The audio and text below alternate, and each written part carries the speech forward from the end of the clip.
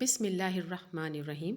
Voice of بنت جمیلہ کے جانب سے معزز سامعین کو السلام علیکم۔ رسول اللہ صلی اللہ علیہ وآلہ وسلم کے ولادت کے وقت مبارک نور کا نکلنا۔ حضرت سیدہ آمنہ فرماتی ہیں کہ جب آپ صلی اللہ علیہ وآلہ وسلم میرے بطن سے جدا ہوئے تو آپ کے ساتھ ایک نور نکلا جس کے سبب مشرق اور مغرب کے درمیان سب روشن ہو گیا۔ رسول اللہ صلی اللہ علیہ وآلہ وسلم نے اسی واقعے کی نسبت خود ارشاد فرمایا، میں وہی خواب ہوں جسے میری والدہ نے دیکھا تھا، اسی طرح کی مائیں ایسا ہی نور دیکھا کرتی ہیں۔ رسول اللہ صلی اللہ علیہ وآلہ وسلم نے ارشاد فرمایا، میں اللہ تبارک تعالیٰ کے نزدیک الکتاب میں خاتم النبیین لکھا گیا، حالانکہ آدم اپنے خمیر میں گوندے پڑے تھے۔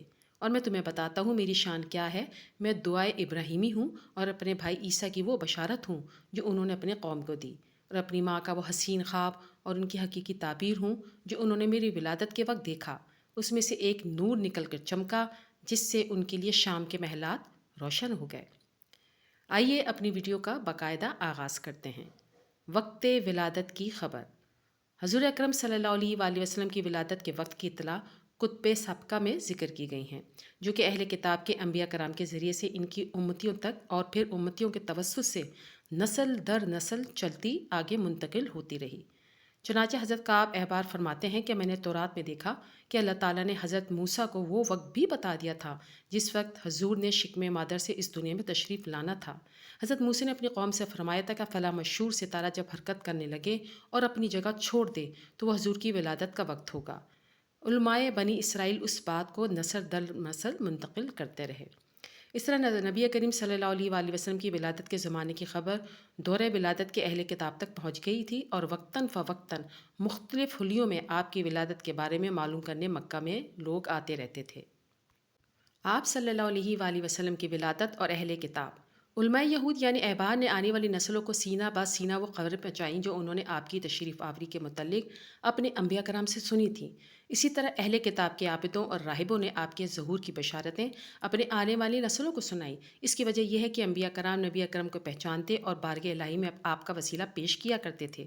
چنانچہ علامہ ابن جوزی نے سرکار دو عالم کی آمد پر اپنے تاثرات بیان کرتے ہوئے حدیث کی حقیقتوں کو سمیٹتے ہوئے تحریر فرمایا ہے، ہر ایک نبی اپنے رب کے حضور اس نور محمد سے توسط کر کے پناہ مانگتا رہا، چنانچہ سیدنا آدم کی توبہ انہی کے وسیلے سے قبول ہوئی، حضرت ادریس کو انہی کی وجہ سے مقام بلند میں رفع کیا گیا، حضرت نوح نے کشتی میں انہی کا وسیلہ پکڑا اور حضرت یونس نے اپنی دعا میں اسی وسیلے پر اعتماد فرمایا، حضرت ابراہیم خلیل اللہ انہی کو شفیع لائے اور حضرت ایوب نے انہی کے واسطے سے آہوزاری کی، حضرت موسیٰ نے اپنی قوم کو انہی کی منزلت اور مرتبت سے روشناس کرایا اور انہوں نے رب سے دعا کی کہ میں ان کا وزیر اور امتی بنوں، حضرت عیسیٰ نے انہی کے وجود کی بشارت دی اور آپ کی تشریف آوری کے زمانے تک قائم اور زندہ رہنے کی مہلت مانگی، ساتھ ہی یہ استدعا بھی کی کہ وہ آپ کے معاون مددگار بنے۔ یوں سیدنا محمد رسول اللہ کی ولادت کے زمانے کے بارے میں انبیاء کرام کو دی گئی خبروں کے مطابق مکہ میں کئی راہب اور احبار ان کی تصدیق کی خاطر آیا کرتے تھے۔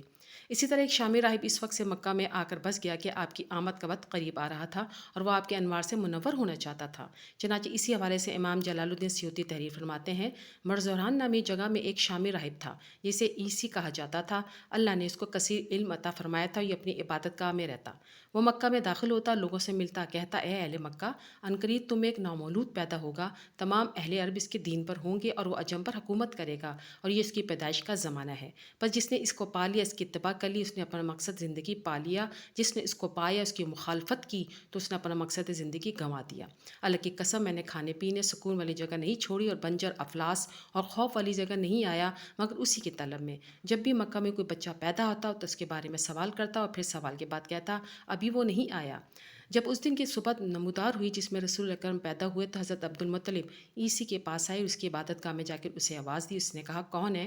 تو آپ نے کہا میں عبد المطلب ہوں، تو وہ آپ کے پاس آئے اور کہا تم اس بچے کے دادا ہو، پس تحقیق وہ بچہ پیدا ہو چکا جس کے بارے میں تمہیں کہا کرتا تھا، وہ پیر کے دن پیدا ہوا اور پیر کے دن ہی اعلان بعثت کرے گا اور پیر کے دن ہی وہ وصال کرے گا، بلا شبہ آج ہی کی رات اس کا پیدائشی علامتی ستارہ طلوع ہوا، اور اس کی علامت یہ ہے کہ اس وقت تکلیف میں ہے جو کہ 3 دن رہے گی، پھر وہ تندرست ہو جائے گا، بس تم اپنی زبان قابو میں رکھو کیونکہ کسی سے اس کا جتنا حسد نہیں کیا گیا، کسی کی اس کی جتنی مخالفت بھی نہیں کی گئی۔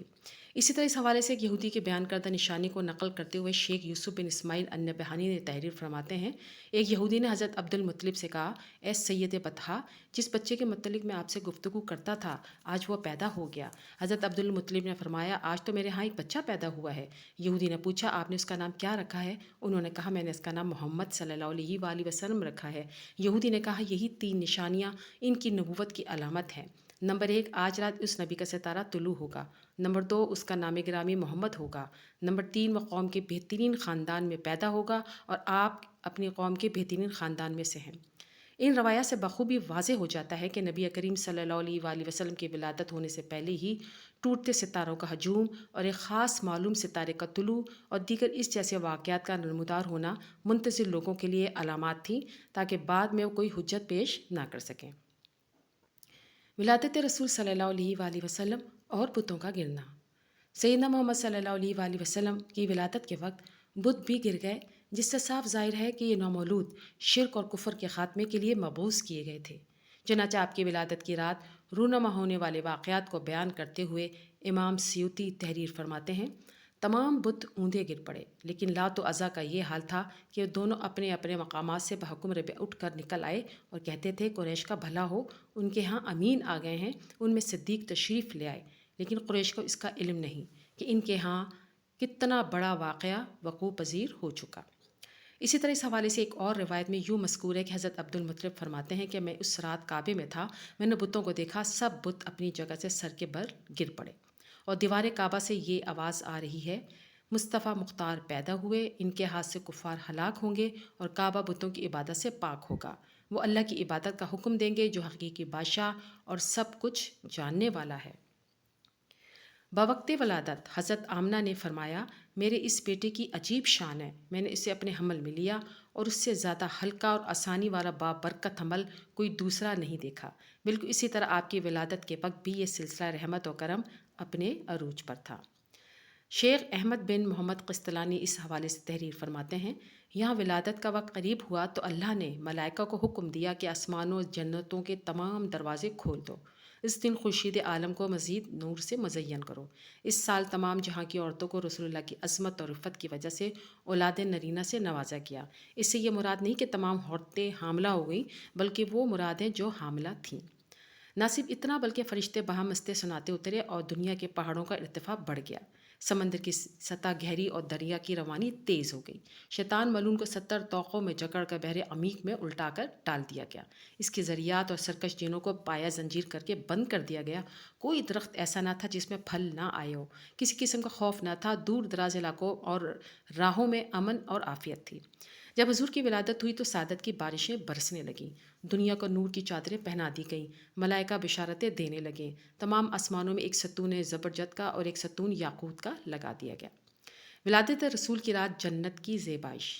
نبی کریم صلی اللہ علیہ وآلہ وسلم کی ولادت کی رات میں یہ سلسلہ رحمت باری تعالیٰ انفرادی انداز سے جاری و ساری تھا، جس میں جنت کی زیبائش، بتوں کا گرنا شامل تھا۔ چنانچہ اسی حوالے سے امام جلال الدین سیوطی تحریر فرماتے ہیں، جس رات میں سید الانبیاء کی ولادت ہوئی، اللہ تعالیٰ نے حوض کوثر کے کنارے پر مشک اصفر سے معطر 70,000 درخت اگائے، ان کے پھلوں کی خوشبو کو اہل جنت کے لیے بہور بنایا۔ اس روز تمام آسمان والے اللہ تعالیٰ سے سلامتی کی دعا مانگتے تھے۔ خانہ کعبہ کا یہ حال تھا کہ بہت دنوں تک لوگوں نے اس سے یہ آواز سنی، اب اللہ تعالیٰ میرے نور کو لوٹا دے گا اور جوگ در جوگ توحید پرست میری زیارت کو آئیں گے۔ اب اللہ تعالیٰ مجھ کو جاہلیت سے پاک کر دے گا اور اے عزا تو ہلاک ہو گیا۔ اس طرح کے دیگر رونما ہونے والی واقعہ کتاب سیر میں بالتفصیل مذکور اور منقول ہے، جن میں قدر مشترک بات یہ ہے کہ آپ کی ولادت کے وقت سلسلہ رحمت باری کا نزول نہایت کثرت سے جاری تھا۔ مبارک نور۔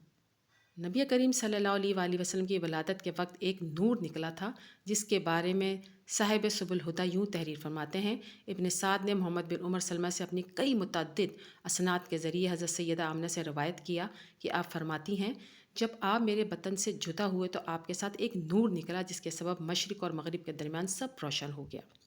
نبی کریم صلی اللہ علیہ وآلہ وسلم نے اسی واقعے کی نسبت خود ارشاد فرمایا، میں وہی خواب ہوں جسے میری والدہ دیکھا تھا، اسی طرح کی ماں ایسے ہی نور دیکھا کرتی ہیں۔ اسی حوالے سے مسند امام احمد میں روایت ہے کہ نبی کریم صلی اللہ علیہ وآلہ وسلم نے ارشاد فرمایا، میں اللہ تبارک تعالیٰ کے نزدیک الکتاب میں خاتم النبیین لکھا گیا، حالانکہ آدم اپنے قدیم میں گوندے پڑے تھے، اور میں تمہیں بتاتا ہوں میری شان کیا ہے۔ میں دعائے ابراہیمی ہوں، اپنے بھائی عیسیٰ کی وہ بشارت ہوں جو انہوں نے اپنے قوم کو دی، اور اپنی ماں کا وہ حسین خواب اور ان کی حقیقی تعبیر ہوں جو انہوں نے میری ولادت کے وقت دیکھا۔ ان میں سے ایک نور نکل کر چمکا جس سے ان کے لیے شام کے محلات روشن ہو گئے۔ اس نور کی طرف حضرت صلی اللہ علیہ وآلہ وسلم کے چچا حضرت عباس نے اپنے قصیدے میں اشارہ کیا ہے۔ تمام دوستوں سے گزارش ہے کہ ایک مرتبہ درود ابراہیمی ضرور پڑھ لیجئے۔ جزاک اللہ خیر۔ ویڈیو اچھی لگے تو لائک کیجئے اور ثواب کی نیت سے اپنے دوستوں کو ضرور شیئر کیجئے۔